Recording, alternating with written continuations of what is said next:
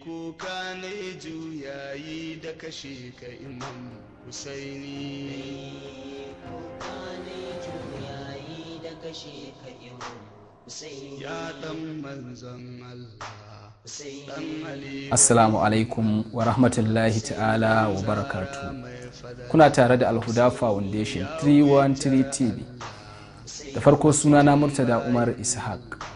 Yan uwa masu kallon mu, kamar yadda muka yi muku alkawari cewa za mu dora daga inda muka tsaya a cikin shirinmu mai taken suna tarihin Ashura, wanda a yau bincikenmu zai yi magana ne akan rayuwar iyalan gidan annabi Muhammad sallallahu alaihi wa alihi wa sallam bayan wafatinsa, tare da wahalhalu da suka haɗu da su bayan wafatin annabi Muhammad sallallahu alaihi wa alihi wa sallam. Duka dai za mu ci gaba da jin wannan bincike ne daga bakin Malam Umar Muhammad Salis. Malam bismillah. أعوذ بالله من الشيطان الرجيم. بسم الله الرحمن الرحيم. اللهم صل على محمد وآله الطيبين الطاهرين. السلام على الحسين وعلى علي بن الحسين وعلى أولاد الحسين وعلى أصحاب الحسين ورحمة الله تعالى وبركاته. ‘Yan uwa musulmi, assalamu alaikum wa rahmatullahi ta'ala wa barakatuhu.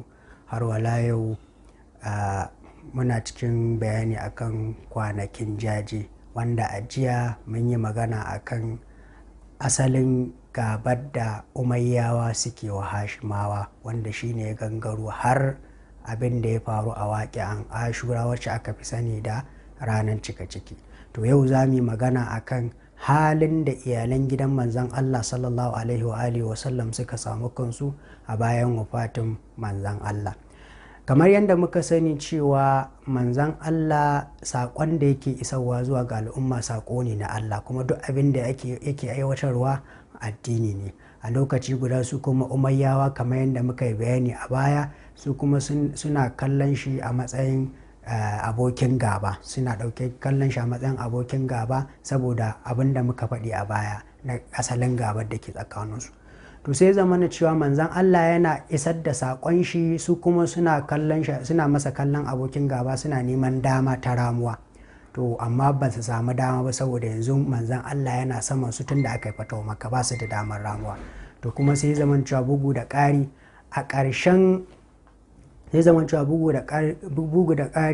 a ƙarshen rayuwar manzan Allah ya kama hannun dan uwansa da Imam da Ali bin Abi Talib alaihi salam, wanda muka sani cewa shi ma bahashime ne, dan uwan manzan Allah ne, kuma shi ne wanda ya zama ya kashe manya-manyan umayyawa da manya-manyan ƙurayshawa a yaƙoƙin da aka yi a baya, wanda wannan ya sanadiyan ƙara tsananta gabar da suke wa iyalan gidan manzan Allah. To bayan naɗa Imamu Ali alaihi salam da manzan Allah ya yi har ya zuwa wafatin manzan Allah, masu gaba sun ɓoye gaba su ba su bayyana ta ba, amma manzan Allah na barin duniya sai zama abubuwa sun fara canzawa, sai zama su gungun sahabbai sun yi taro a wani guri da ake cewa Saqifatu bani Sa'ad. A wannan gurin suka yi taro suka yi zaben shugaba, wanda wannan suka yi taro suka yi zaben shugaba, wanda a nan ne aka zaɓi Abubakar bin Abi Quhafa a matsayin shugaba. To kamar yadda muka sani cewa shi kuma da inda aka ce ga shugaba, wannan shugaban sai zama akwai wani a gefe wanda ya saba masa a matafiya, wanda ya saba masa a ra'ayi, wanda baya tafiya a matafiyarsa. To akan samu cewa wannan shugaban yana ƙoƙarin ya jawo wannan ɗin a jiki, ya zama ya tsaya ƙarƙashinsa. In ko ya ƙiya, to zai yi ƙoƙarin ganin bayansa. To ya zama cewa siyasan shugabancin Abubakar bin Abi Quhafa a lokacin ya yi ta ƙoƙarin ya jawo iyalan gidan manzan Allah da su yi masa bai'a, su tsaya ƙarƙashinsa, su kuma sanin su da cewa su ke da haƙƙin su jagoranci mutane a matafiya ta addini, sai suka ƙi masa bai'a, wanda haka aka yi ta tafiya har ya zama cewa shi rayuwar Abubakar bin Abi Quhafa ta zo ƙarshe, sai zama ya naɗa shi Halifa Umar bin Khattab a matsayin shugaba, wanda shi ma ya ci gaba da irin wannan hanyar wadda shi Abubakar bin Abi Quhafa ya fara da ita, wannan hanyar ƙoƙarin jawo iyalan gidan manzan Allah da su yi masa bai'a. to shi ma a lokacin shugabancin Umar bin Khattab ya yi ta wannan kokarin da ga ya jawo su sun masa bai amma sun kiya, wanda har yi kokarin sa karfi wajen tarsasa su da su bai'a amma dai ba su yi ba. Wannan abubuwan duk da muke faɗi abubuwa ne waɗanda duk tarihi ya tabbatar da su. Sannan kuma nan siyasai ta Umar bin Khattab ko ce siyasan kokarin jawo iyalan gidan annabi da su yi bai'a ta ci gaba wanda har ya kai rayuwar halifancin Umar bin Khattab ya zo ƙarshe, ko ce shugabancin Umar bin Khattab ya zo ƙarshe, sai zamana cewa shi kuma da zai bar duniya sai ya ayyana wasu mutane guda 6. Waɗannan mutanen guda 6 su ne akwai Uthman bin Affan, akwai Talha bin Ubaidillah, akwai Zubairu bin Awwam, akwai Abdurrahman bin Auf, akwai Sa'ad bin Abi Waqqas, akwai Ali bin Abi Talib. Wayannan mutanen su ne mutum 6 da ya sanya su yi zaɓe, wanda wannan zaben da larabci ana kiransa da shura as-sudasiya, wato shirin mutum 6. To a wannan zaben da aka yi sun gabaki ɗayan zo gurin shi Imamu Ali alayhi salam suka ce suna so za su sa shi shugaba amma da sharaɗi. Ya tambaye su me sharaɗin, suka ce zai aiki da littafin Allah, zai aiki da sunnan manzan Allah, sannan zai aiki da sunnan dattawa guda 2. Sai ce amma shi kuma sai ba su amsa da cewa amma littafin Allah to wannan ya yadda zai karba, amma sunnan manzan Allah ita ma yadda zai karba, zai aiki da ita, amma sunnan dattawa guda 2 wato Abubakar da Umar kenan ya ce ba zai yadda da ita ba saboda ba ta da asali a musulunci. Sai zamana cewa sun kyale shi Imamu Ali bin Abi Talib sun koma zuwa ga Uthman bin Affan, da suka koma gurin shi kuma ce zai da wannan ainihin bayanin abubuwan da suka faru muna dunkulewa na bayani yana cikin littattafan tarihi. To haka da ya zama cewa Uthman bin Affan ya karbi shugabanci. To kamar yadda muka sani shi kuma Uthman bin Affan shi ma dan cikin Banu Umayya yake, ba Umayye ne. To kuma kamar yadda muka bayani a baya, Umayyawa suna nan suna neman dama da za su dauki fansa abubuwan da suka faru. Sai ya zama na cewa tunda Uthmanu ya zama ya hau shugabanci sai ta jawo 'yan uwansa Umayyawa yana ba su madafun iko, wanda a wannan lokacin ya dauki jagorancin Sham, ko kuma ce ya ba Muawiya dan Abi Sufyan gwamna a Sham, ya ba shi gwamna a Sham, sai zama shine ce jagoranci a Sham da sauran mutane waɗanda duk 'yan uwansa ne Umayyawa, ya dingi kakkafa su a madafin iko.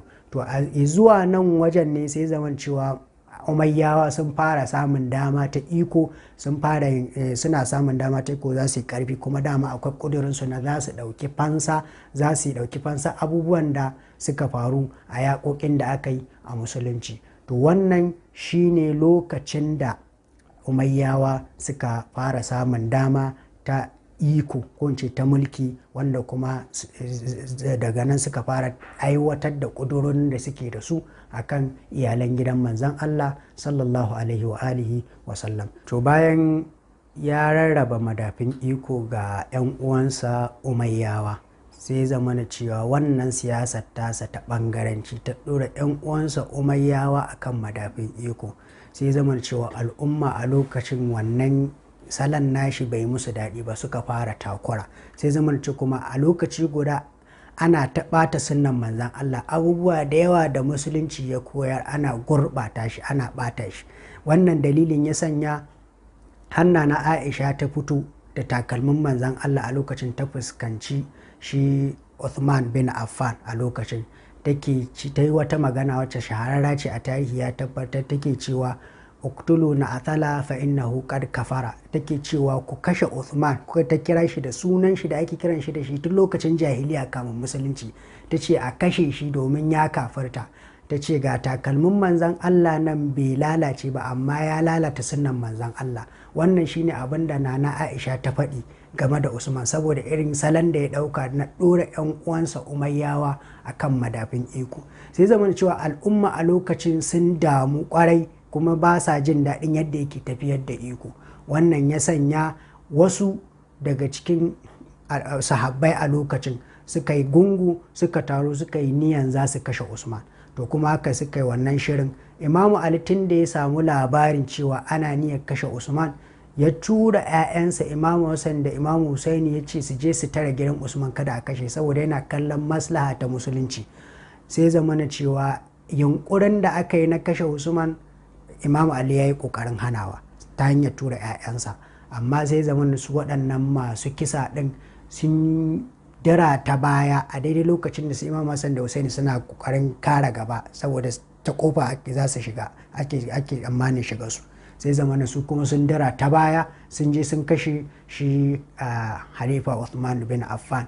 So shi kuma Imamu Ali alaihi salam dalilin da ya sanya bai yaƙe su ba duk da waɗannan abubuwan da suke na ƙoƙarin ɓata sunnan manzan Allah da sauransu, shine yanzu sun sanya rigar musulunci ne, su ma cikin musulmi suke a lokaci guda, shi kuma yana kallon maslahan musulunci da musulmi, ba yaƙe su ba to zai ba kafirai wanda su kun ba musulmi ba da kafa zo su kuma su kuɗin goro su kashe kowa da kowa, su yaƙi kowa da kowa, sannan a lokaci guda kuma suna cikin musulunci suna wa musulunci barna. To wannan dalilin ya sanya dole Imamu Ali alaihi salam ya rika ɗaukan siyasa ta ƙoƙarin kare addini, tunda dama shi aikinsa ne yi wa mutane irshadi a addinance da kuma ɗora mutane akan hanyar da ta dace a musulunci da kuma ba addinin musulunci kariya. Sai zama wannan dalilin yasa bai ɗauki salon yakin su ba, duk da ɓarnar da suke yayi ƙoƙarin gyara abubuwan da suke yi a lokacin da suke kan madafun iko. To daga nan gurin ne sai zaman cewa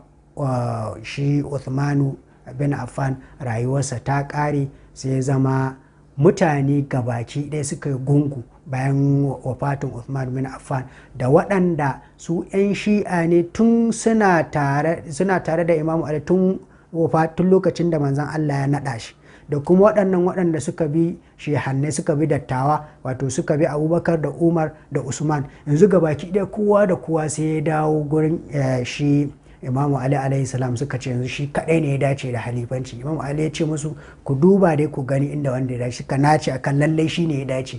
To daga nan wajen sai zaman cewa shi kuma dan yake cewa dan kada ya zama suna da hujja akan shi gobe kiyama, sai zama ya karba. To daga nan wajen sai zaman cewa shi kuma Imamu Ali ya zama khalifa na 4 a matafiyan sunna, a daidai lokacin da a tafiyan shi'a kuma shi halifa ne na farko, wanda kuma dalilin shi ne ayyana shi da manzan Allah wanda duk tarihi ya tabbatar. To daga nan gurin za mu dakata, insha Allah a karatu na gaba za mu ci gaba. Wa sallallahu ala Muhammadin wa alihi tayyibin at-tahirin. A nan muka kawo ƙarshen wannan shiri namu, sai kuma gobe idan Allah ya kai mu. Ku ci gaba da bibiyan mu a channel ɗinmu na YouTube mai suna Al-Huda Foundation 313 TV, ko kuma shafinmu na Facebook mai suna Al-Huda Foundation. Wassalamu alaikum wa rahmatullahi ta'ala wa barakatuh.